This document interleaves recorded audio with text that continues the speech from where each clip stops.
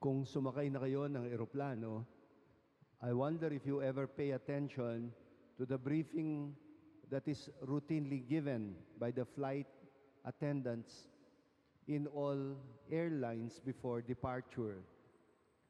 There is a part in the announcement that is actually a set of instructions, do's and don'ts, in case the airplane daw is forced to make an emergency landing.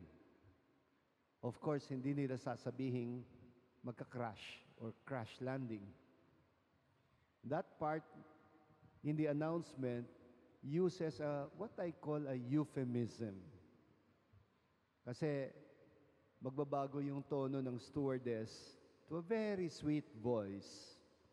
And she says, in the most unlikely event of an emergency water landing. Emergency water landing. Ibig po sabihin nun, magka-crash.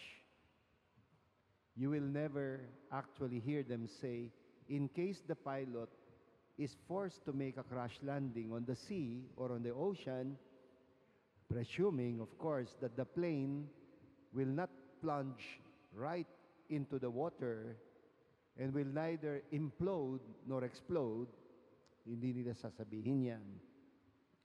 You will hear none of that kind of language because it can cause anxiety on the passengers. But they are obliged anyway to give the passengers instructions about disaster preparedness. Like, let's say, presuming that the pilot succeeds in making the plane land on the water in an emergency situation, the passengers have to know that before the water begins or before the plane begins to sink, habang nagpo-float pa ito, they have to know how to open the emergency exit doors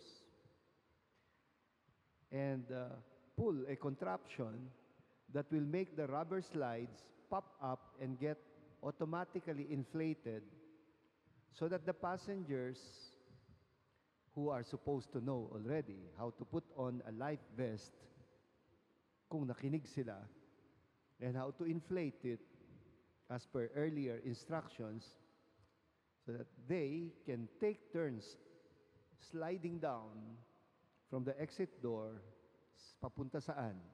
Edi sa tubig. And take note, part of the instruction is, pag exit mo, you should not bring anything with you. No bag, no hand-carried luggage, no gadgets, just yourself. Well, narinig natin ang gospel reading natin this evening. It contains the same principle, same age-old principle in disaster preparedness orientations. I wonder if you noted that part where the gospel writer said, on that day, someone who is on the housetop and whose belongings are in the house, meaning nakaakyat ka na sa bubong, they must not go down to get their things. And likewise, one who is in the field, naka-escape ka na in the field, you must not return to what you have left behind. No looking back.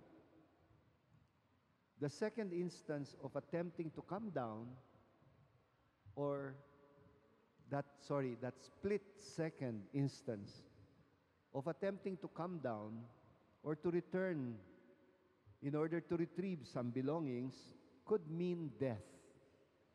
It could be the determining factor for survival.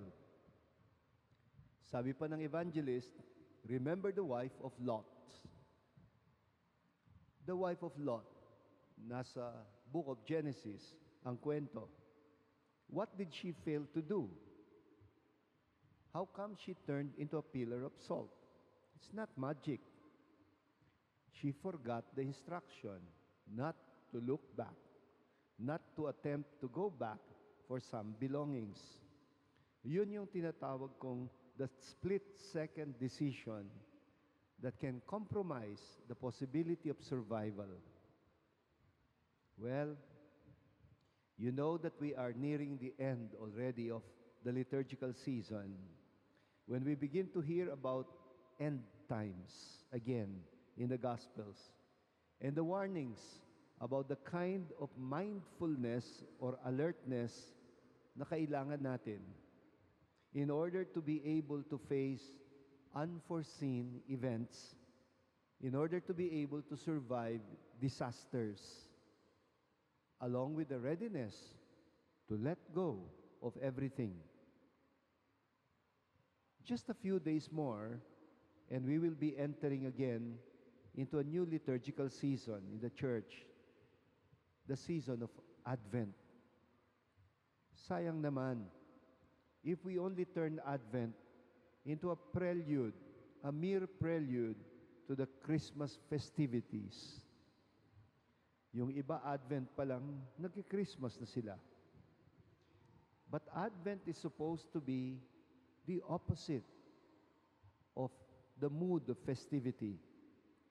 It is rather the much-needed time for silence, for fasting, for praying, and the opportunity to meditate on the thought that everything in this world is passing.